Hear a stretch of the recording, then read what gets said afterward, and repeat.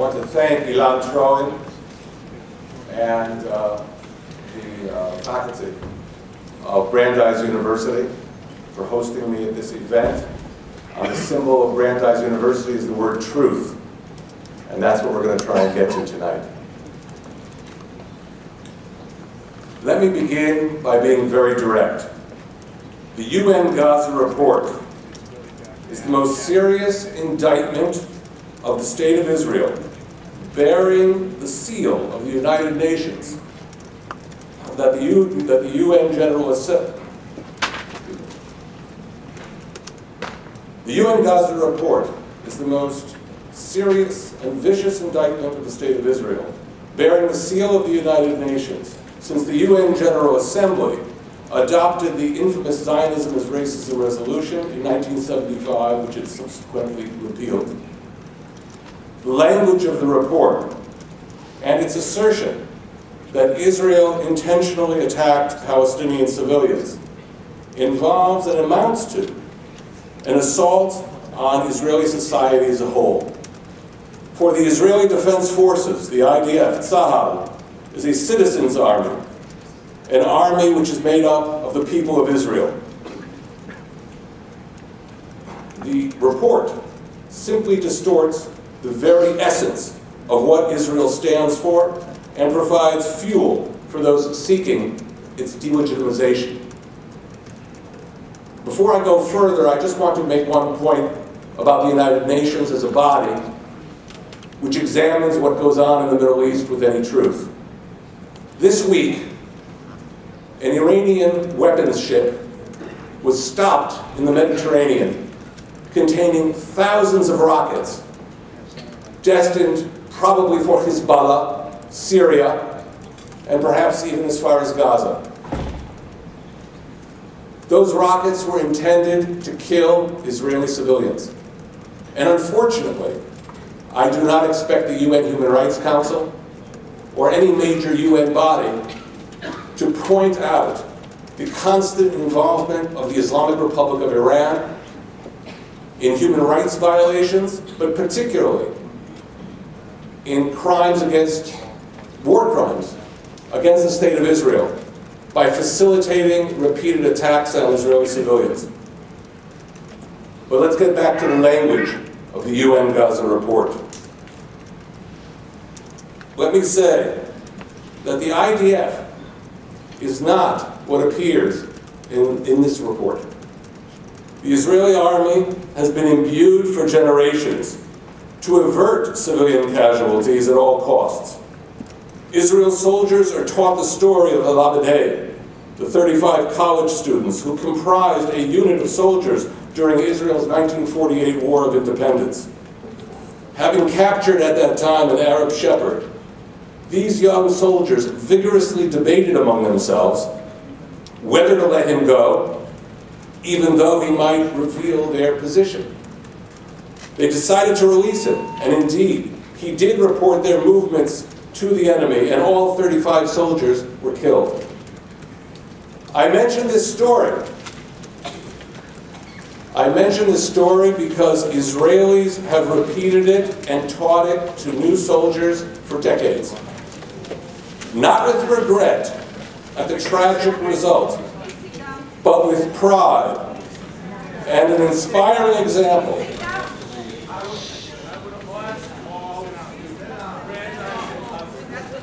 Respect the speaker, even as most people in this audience are.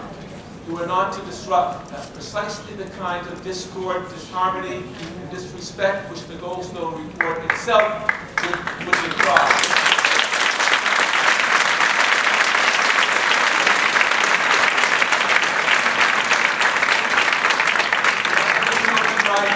Right of expression. Respect that right of the speaker who stands before you. Let me address this interruption because this country, the United States of America, fought a war 70 years ago so that people in the world would have freedom of speech and freedom of discussion, which is what this university is supposed to represent.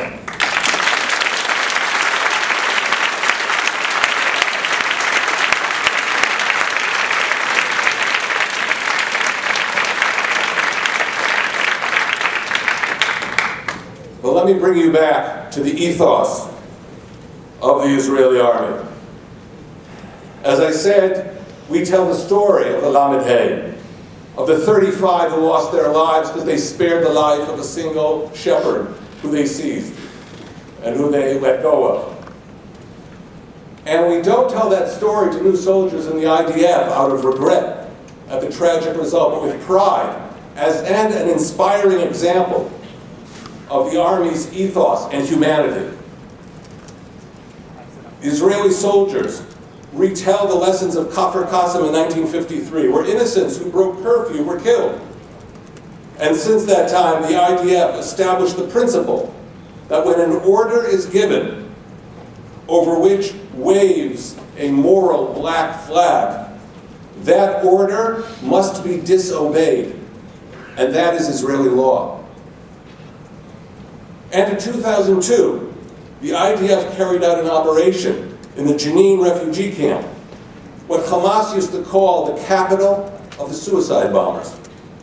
It chose to send its infantry, the state of Israel chose to send its infantry in house-to-house combat in Jenin to minimize collateral damage to the Palestinian side, even though in doing so, 23 Israeli soldiers lost their lives.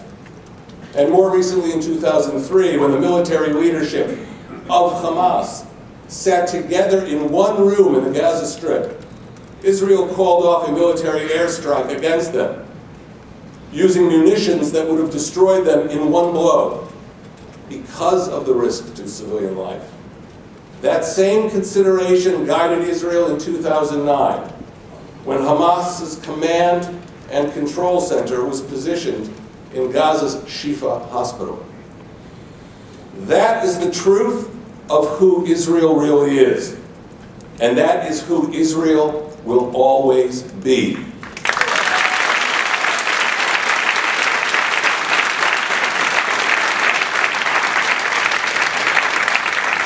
And I say that regardless of what is written in the UN Gaza report.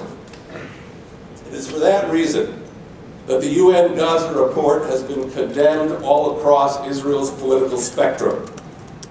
That reaction comes from the mission's attempt to go beyond even its own evidence and its own sources, to impugn the motives of an entire country, to invent a policy and a nefarious purpose where there was none, to impute intentions and the motives of Israeli leaders months away from its field of research, to infer ill will where no such inference was warranted or even possible on the evidence available. And yet in the report, Hamas, a recognized international terrorist organization, according to both the United States and the European Union, as well as others, is almost protected throughout its text. Its forces appear innocuously as, quote, Palestinian armed groups, unquote. It is no wonder that Musa Abu Marzouk, the deputy head of the Hamas Political Bureau, concluded this month, and I quote, "The report acquits Hamas almost entirely," unquote. In contrast, there are severe and explicit allegations against Israel, misrepresenting its very purpose and strategic aim in this Gaza operation, which obfuscate, first, the fundamental fact that Operation Cast Lead, also known as the Gaza War, was a war of self-defense.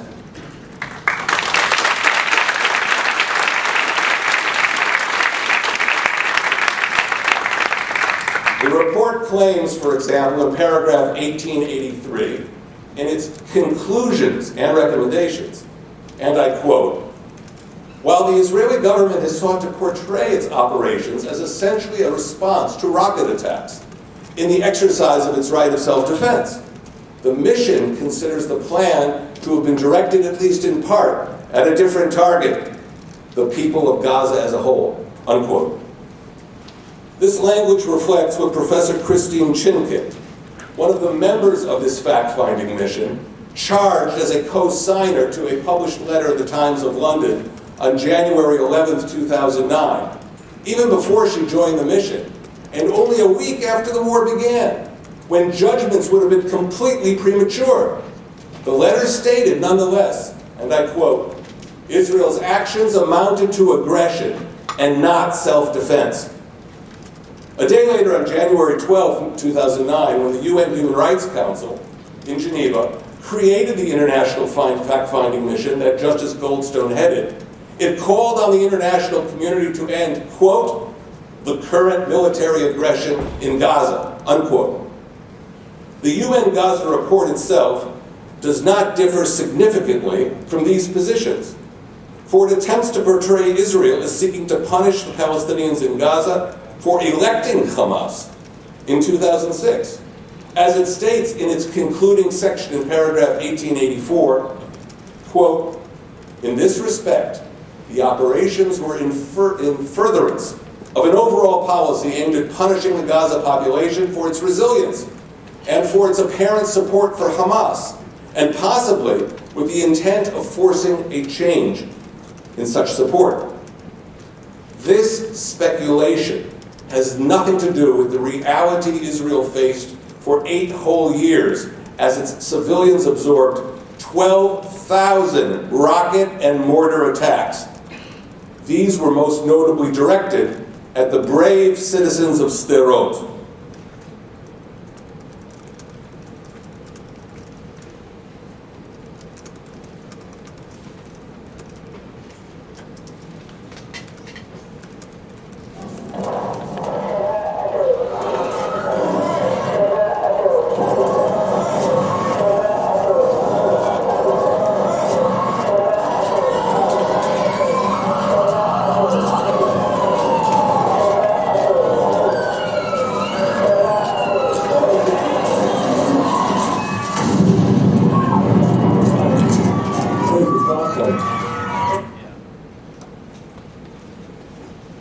By 2008, the terror you just witnessed spread to many other Israeli cities, including as far as Beersheba. You see here an attack on yet another school, in this case, actually a direct hit on a school in Beersheba. Only by a miracle, the students were not in the school at the time. The fact of the matter is that by 2008, as you can see on this map, nearly 1 million Israelis came under the reach of Hamas rocket fire launched from Gaza. Remember, it was Israel that withdrew completely from Gaza in September 2005. But Hamas only escalated its rocket attacks in response from the very territory that Israel had evacuated. If you look at the bar chart, you see that between 2005 and 2006, between the year Israel pulled out and the year that followed, rocket fire increased by a factor of 500%. And it was Hamas that officially declared that it was breaking the Egyptian-sponsored Tahadiyah, or calm, a kind of semi-ceasefire, which it declared it was ending on December 19th, 2008, prior to the beginning of hostilities.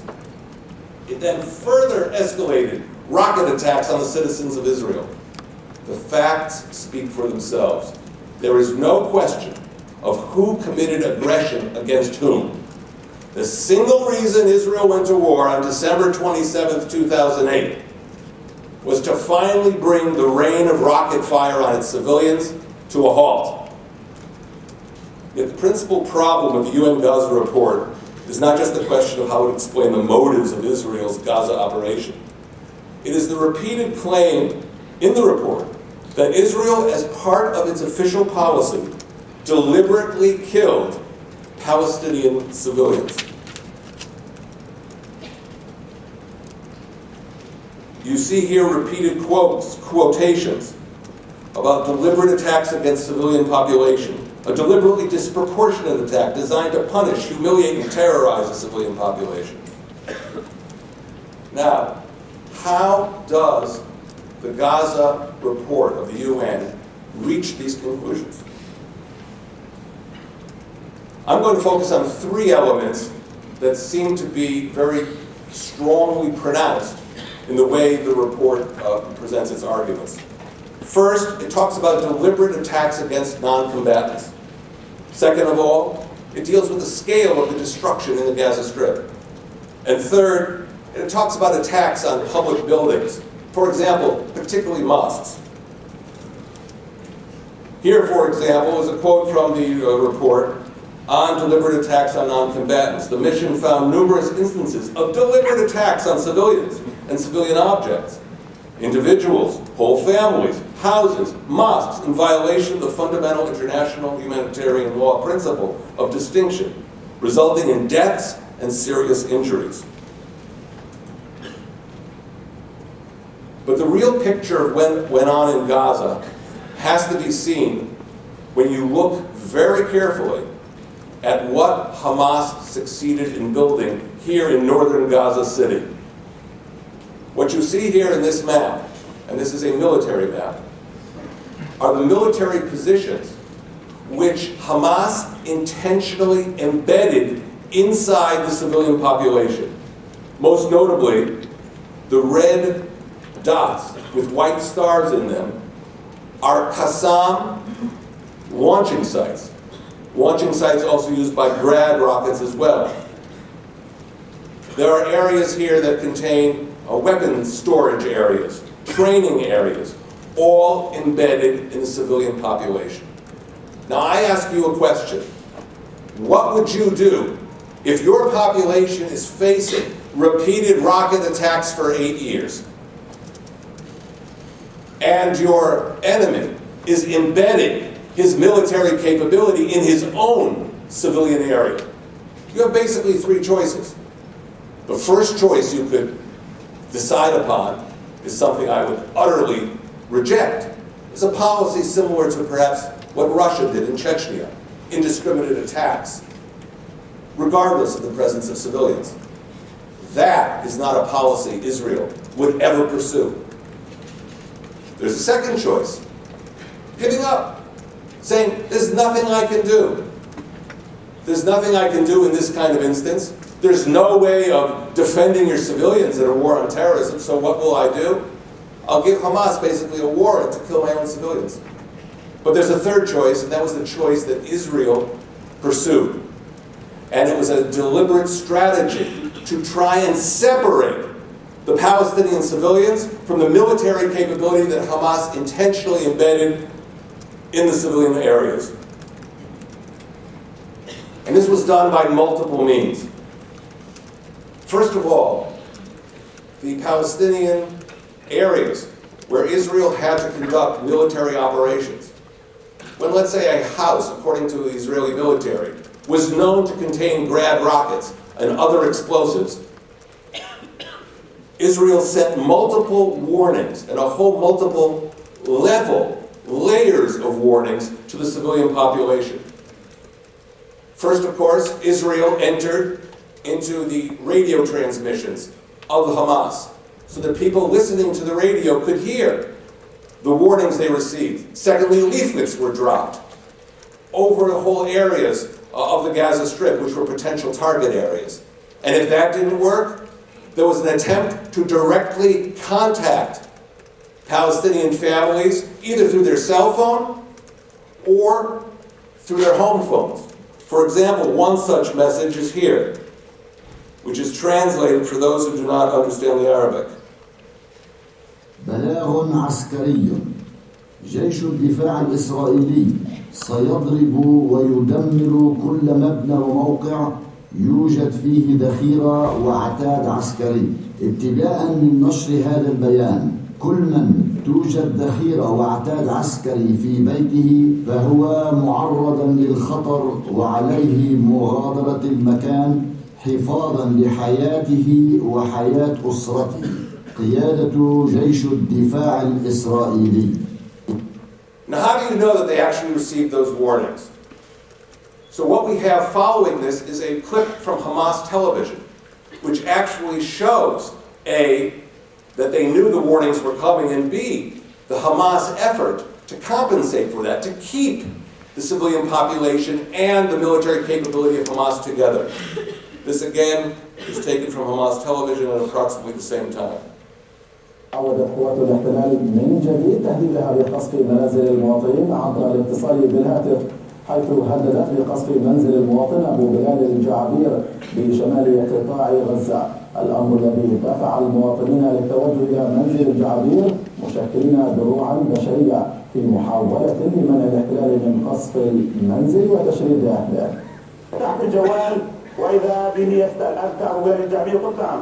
فقال أنا الأمن الإسرائيلي مع 5 دقائق تخلي أنت أولاده.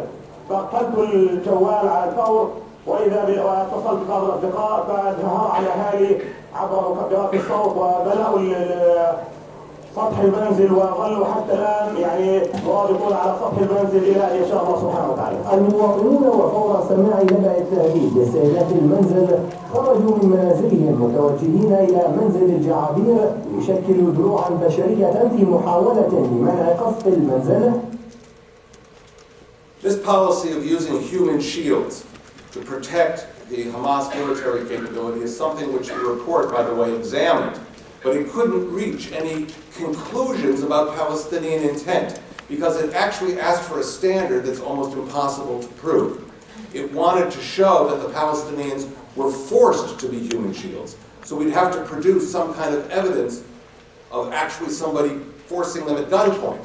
The fact that the Hamas regime encouraged its people to be human shields seems to be something which the report did not think was adequate evidence of the human shield's position. قد طور من موته ومن بحثه على الموت، ولذلك أصبح الموت عند الشعب الفلسطيني صناعة تجيده النساء، تجيده كل من في هذه الأرض، يجيده الشيوخ، يجيده المجاهدون ويجيده الأطفال. لذلك شكلوا دروعا بشرية من النساء والأطفال والشيوخ والمجاهدين ليتحدوا بذلك آلة القصف الصهيونية، وكأنهم يقولون للعدو الصهيوني إننا نحرص على الموت كما تحرصون على. Now, this man's name is Fatih Hamad. He was a member of the Hamas parliament at the time that he made this statement in 2008. Today he is the interior minister of the Hamas regime, and he has said explicitly in a statement in the Gaza Strip that he coordinates with the resistance movements, with the mujahideen who fight the state of Israel. There is no separation of the Hamas regime from the armed elements that have been fighting us prior to the war, during the war, and after the war as well. There's another film here, but because of lack of time, I will not go into. But it's another example of how Israel repeatedly tries to protect civilians. If, for example, a missile or weapon system is launched against a particular target, and then the Israeli military reveals that civilians have entered the area, Israel repeatedly veered the rocket or the weapon away from the target area into an empty field so as to protect civilians. Now, my question to you is this. A country that goes through all of these efforts to try and protect Palestinian civilians, to try and separate the Palestinian civilian population from the military capability that Hamas embedded in that area, is that a country that engages in deliberate attacks against the civilian population? How can the huge effort made by the state of Israel in this regard, the devotion of manpower and resources to make this happen, how can this be seen as consistent with the charge, the principal charge of the Gaza report, the UN Gaza report, that Israel deliberately attacked Palestinian civilians? Part of the problem also is the definition of non-combatants, which is the charge that it makes. I'm only just going to say here that we have ample evidence showing that who the report views as a non-combatant, Palestinian policemen, are in fact overwhelmingly members of the Izzadin al-Qassam brigades and other units. On this particular graph, 2 members are of note. One is a member of an al-Qaeda unit in the Gaza Strip, a Palestinian policeman, and a second one was involved in the murder of Americans back in 2003.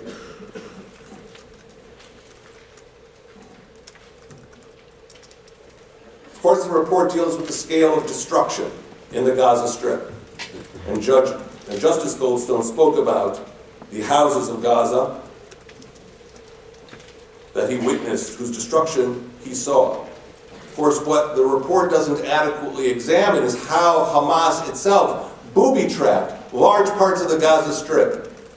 On the upper left-hand side, you see a Hamas map showing how a quadrant of northern Gaza was booby-trapped. They wanted to show which houses had the booby-trap materials and which didn't, which had the explosives and which didn't. If you count the squares of the houses in that picture, you realize that in a given sector of the Gaza Strip, roughly 20% of the houses were actually filled with explosives, and these are the various explosives that were there. The whole area was full of explosives in tunnels as well. And when Israel had to strike to defend itself, in certain particular areas, one saw secondary explosions that weren't caused by Israel, they were caused by Hamas.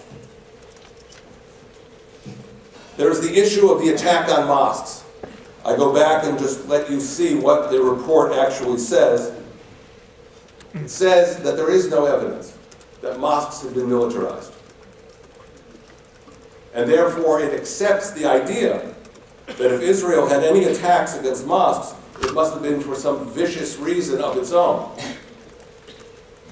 Mr. Travers was a member of the UN Commission, which investigated, of course, which engaged in the fact-finding commission, made a statement recently at the end of October in Harper's Magazine. We also found no evidence that mosques were used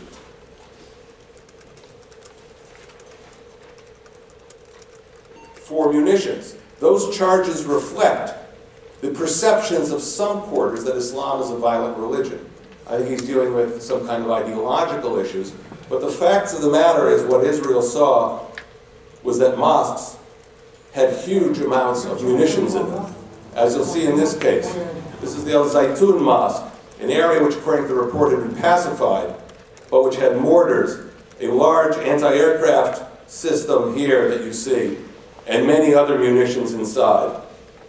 In fact, the whole idea of the militarization of mosques, which is very alien to me, the whole idea of religious sites being used for military purposes, was something which the United States found in Fallujah in 2004 when it had to destroy 60 mosques. Here you also see a case of Hamas attacking a mosque. This mosque belongs to a Salafist group in Rafah, where a battle was waged this year between Hamas and the Salafists. And it only shows to what extent the area had been militarized and the mosques had been militarized. Let me move quickly to, I think, three very important points. Some of the sources which the UN Gaza report used to corroborate the witnesses that it had, the testimonies that it received, actually had serious criticism about the kind of conclusions that the report reached. For example, Jessica Montel from B'Tselem, the Israeli human rights organization, wrote in the Huffington Post, the facts presented in the report itself would not seem to support such far-reaching conclusions. If you go to the Soldiers Who Break Silence, a very important source for the report, they suddenly say, there were briefings by commanders. This is on their website. There were briefings by commanders on the importance of not harming civilians and property and houses. Yet this material, which is clearly evident and clearly available on the web, was not used by the UN Gaza report. Finally, I have to say, and I'll bring this to an end very shortly, the Gaza report itself says that the mission notes that those interviewed in Gaza appeared reluctant to speak about the presence or the conduct of hostilities by Palestinian armed groups. Whatever the reasons for their reluctance, the mission does not discount that the interviewees' reluctance may have stemmed from fear of reprisals. So how can you get a clear picture from Palestinians that you interview that there were no military operations in an area when they're afraid to admit that there were military operations? And that goes to the heart of some of the hard 11 cases that are mentioned in the report that we'll discuss later. Let me bring to a conclusion. I won't conclude. I'll let somebody else conclude for me because I think he's probably the most articulate person who understands what happened to Israel and Gaza. Or to United Nations work. Thank you, Mr. President. I'm the former commander of British forces in Afghanistan. I served with NATO and the United Nations, commanded troops in Northern Ireland, Bosnia and Macedonia, and participated in the Gulf War. I spent considerable time in Iraq since the 2003 invasion and worked on international terrorism for the UK government's Joint Intelligence Committee. Mr. President, based on my knowledge and experience, I can say this. During Operation Cast Lead, the Israeli Defence Forces did more to safeguard the rights of civilians in a combat zone than any other army in the history of warfare. Israel did so while facing deliberately position its military capability behind the human shield of the civilian population. Hamas, like Hezbollah, are expert at driving the media agenda. Both will always have people ready to give interviews condemning Israeli forces for war crimes. They are adept at staging and distorting incidents. The IDF faces a challenge that we British do not have to face to the same extent. It is the automatic Pavlovian presumption by many in the international media and international human rights groups that the IDF are in the wrong, that they are abusing human rights. The truth is that the IDF took extraordinary measures to give Gaza civilians notice of targeted areas, dropping over 2 million leaflets and making over 100,000 phone calls. Many missions that could have taken out Hamas military capability were aborted to prevent civilian casualties.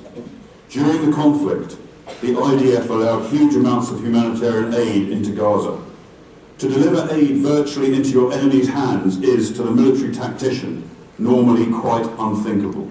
But the IDF took on those risks. Despite all of this, of course innocent civilian lives were lost. War is chaos and full of mistakes. There have been mistakes by the British, American and other forces in Afghanistan and in Iraq, many of which can be put down to human error. But mistakes are not war crimes. More than anything, the civilian casualties were a consequence of Hamas's way of fighting. Hamas deliberately tried to sacrifice its own civilians. Mr. President, Israel had no choice, apart from defending its people, to stop Hamas from attacking them with rockets. And I say this again, the IDF did more to safeguard the rights of civilians in a combat zone than any other army in the history of warfare.